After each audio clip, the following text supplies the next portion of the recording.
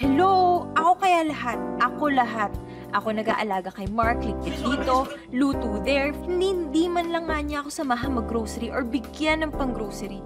And I'm sure, kung nag-aaral pa yun ngayon, ako rin ang gagawa ng assignment nun. Parang minsan gusto ko na lang sabihin sa kanya, hindi mo man lang kayang ligpitin ang gamit mo, pati ito ako talaga.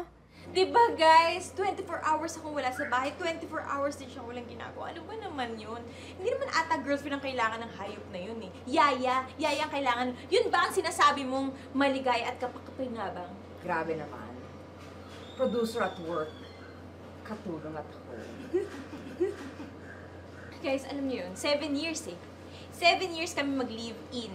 Simula na maging kami, live-in agad. Pero hanggang ngayon, wala pa rin. Diyos ko, 30 na kami pareho. Sinasabi ko nga lagi sa kanya, ano ba? Uy, housemate mo ba ako, Yaya? Hindi ko naman in-expect na at this age, ganoon pa rin, floating pa rin ang relationship namin.